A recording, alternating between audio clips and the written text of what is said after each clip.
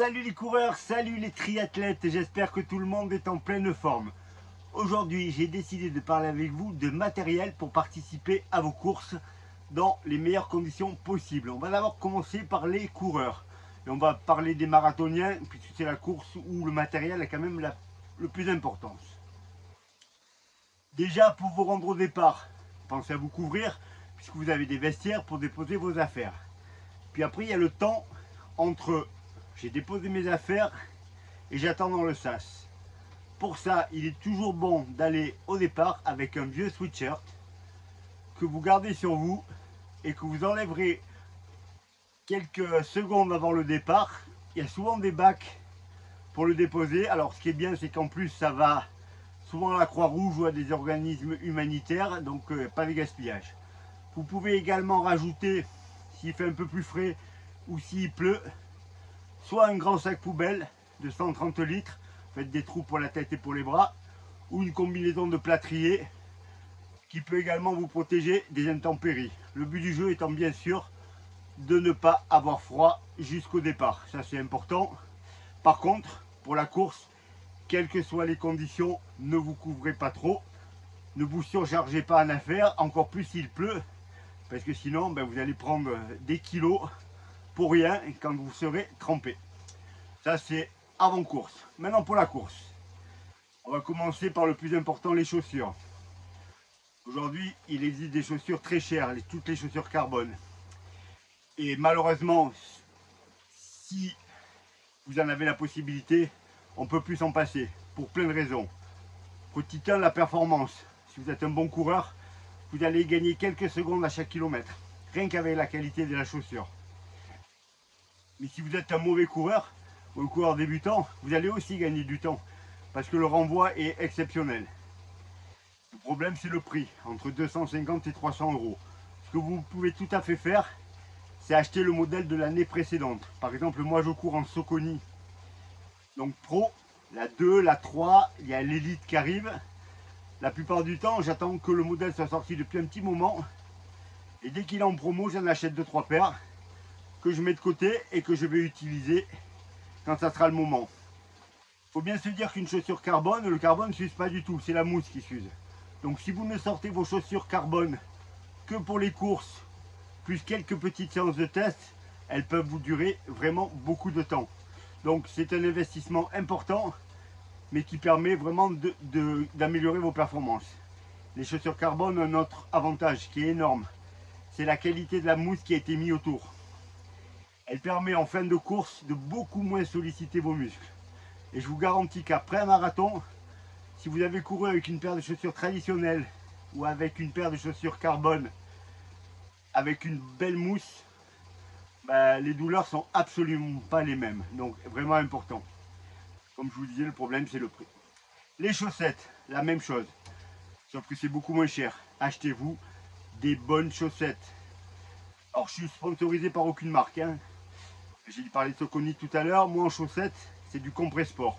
Je prends les Compressport Marathon qui ont une bonne tenue, qui évitent tout frottement, qui tiennent super bien le pied et qui me posent aucun problème. Une bonne paire de chaussettes de course à pied, ça vaut une vingtaine d'euros. Pareil, vous trouvez souvent des promotions, il y a des sites où vous trouvez ça vraiment pas cher. Mais par pitié, ne mettez pas des mauvaises chaussettes dans vos chaussures. Un petit peu comme si vous partiez avec des pneus et des chambres à air, avec une chambre à air de merde qui risque de se dégonfler, de crever.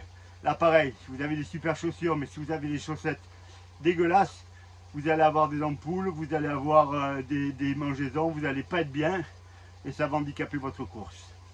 On remonte, les manchons sur les mollets, est-ce que c'est bien, est-ce que c'est pas bien? Alors au départ c'est fait pour faire du retour veineux, c'est-à-dire pour oxygéner un petit peu vos mollets. Moi j'en mets maintenant sur les courses pour une raison très simple, j'ai une petite faiblesse sur le mollet. Déjà ça me rassure mentalement, mon mollet est tenu, mais je me suis également rendu compte que le fait qu'il soit tenu font que les muscles ballottent beaucoup moins. Et ça évite quand même pas mal de petits problèmes. J'en ai pas, mais il y a beaucoup de gens qui ont eu des périostites, c'est-à-dire l'inflammation que vous avez sur le devant du tibia, qui ont été réglées par le port de chaussettes de compression, enfin de manchons de compression.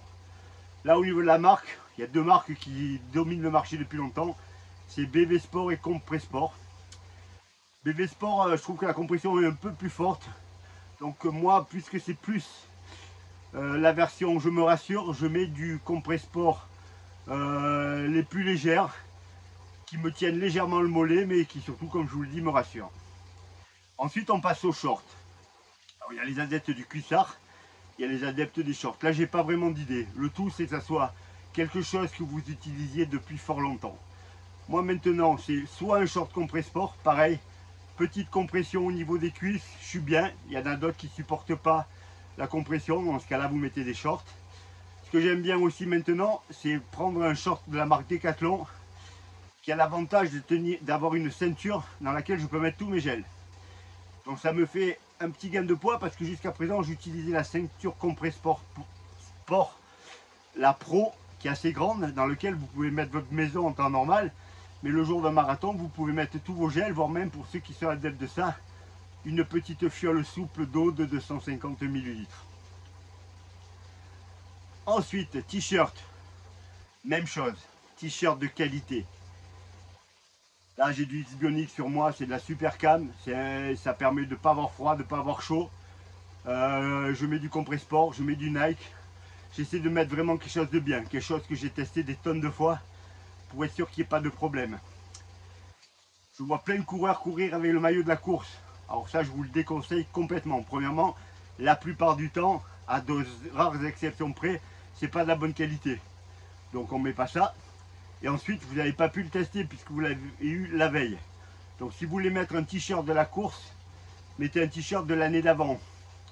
Ou si vous êtes dans le secret des dieux, vous savez que sur une course, plus vous mettez un t-shirt qui appartient à une édition ancienne de l'épreuve, plus les autres coureurs vous regardent en disant waouh, lui ça fait longtemps qu'il court. C'est un petit snobisme que l'on retrouve beaucoup sur les courses ultra.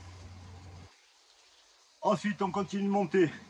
Moi, sur les bras, alors en période estivale, non, bien sûr. En période mi-saison, je mets toujours des manchons au départ. Toujours de la marque Compressport parce que j'aime vraiment ça. Pareil, protection du froid.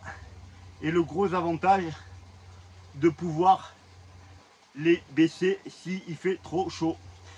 Voilà, si vous mettez un t-shirt manche longue, c'est pas possible. Là, les manchons, vous les roulez sur le bras et ils ne vous gênent plus.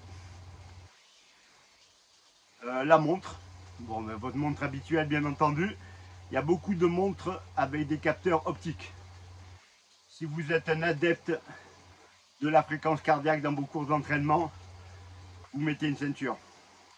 Vous mettez une ceinture cardio parce que les données seront beaucoup plus fiables.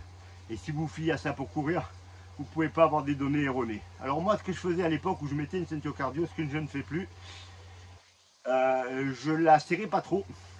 Mais par contre, avant le départ, j'ai demandé à quelqu'un de me la coller dans le dos avec du strap pour éviter qu'elle descende. Donc j'avais à la fois le cardio, mais pas la gêne qu'elle peut occasionner. Il est à noter qu'il existe maintenant des bracelets optiques qui se mettent sur le bras, vers ce niveau-là, qui marchent quand même très très bien et qui peuvent être un bon compromis. Lunettes. Bon, il m'est arrivé d'en mettre. Alors j'ai 58 ans, donc j'y vois un peu moins bien. Donc il m'est arrivé de mettre des lunettes loupe transparentes, juste pour voir la montre correctement quand c'est pas en plein soleil. Pas obligatoire, c'est du matos en plus. C'est plus certains mettent des lunettes pour s'isoler, pour être dans leur monde. Donc là c'est vraiment chacun son truc. Maintenant, bien entendu, des lunettes de course à pied légères et pas des trucs qui ne servent à rien. La casquette ou pas de casquette, là pareil. J'ai longtemps couru sans casquette.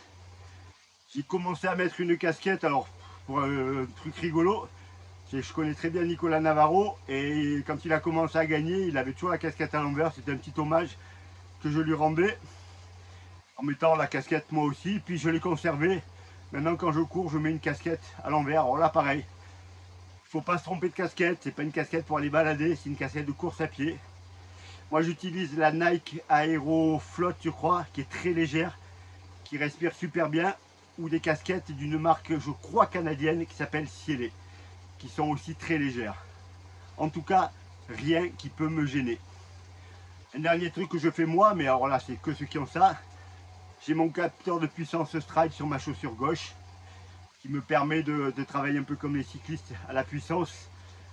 La puissance permet notamment, quand le parcours monte ou quand il y a du vent de face, de savoir qu'on est à la bonne allure, même si les allures sur le chrono ne sont pas très bonnes. Voilà, je pense que j'ai fait le tour du matériel que j'utilise moi. On va passer aux triathlètes. Alors les triathlètes c'est plus compliqué parce que il y a beaucoup de choses. On va commencer par la natation. Bien entendu la combinaison de natation, c'est très compliqué à la choisir. Il faut qu'elle soit suffisamment serrée pour quand vous êtes dans l'eau ne soit pas trop large, mais pas trop serrée non plus parce que sinon c'est très compliqué de nager. Déjà il faut les essayer, il faut nager avec. Ce que je conseille moi de faire bien entendu, c'est d'aller s'entraîner avec la combi en mer si vous pouvez, voire même en piscine. Je sais qu'il y a des piscines qui l'autorisent dans certaines heures, parce que ça permet de se rendre compte si elle a la bonne taille. La combinaison, pour l'enfiler facilement, des sacs plastiques sur chaque pied que vous retirez après avoir mis la combi. Et moi ce que je conseille bien entendu, c'est de vous enduire les pieds de vaseline pour la sortir rapidement à la T1. Même chose au niveau des avant-bras. Vous pouvez même tout à fait l'entailler légèrement sur le mollet pour qu'elle sorte plus facilement. Si vous regardez les pros, ils sortent ça en 10 secondes, alors que vous voyez plein d'amateurs qui galèrent. Et comme je l'ai dit dans une vidéo précédente, le temps gagné dans les parcs à vélo, c'est du temps gagné facilement. Pour gagner 2 minutes dans un parc à vélo, c'est super simple, il faut juste entraîner. Et pour gagner 2 minutes en nageant, c'est beaucoup plus compliqué. Donc des bonnes lunettes également. La même chose, lunettes de natation. Alors il y a des masques, il y a des lunettes de piscine que vous préférez, ceux que vous avez l'habitude d'utiliser. Je conseille cependant de prendre des lunettes polarisées, car si vous nagez en mer, il arrive d'avoir le soleil pleine face et de plus rien y voir. Et quand on n'y voit pas bien, la plupart du temps on fait des mètres en plus et le temps final, pas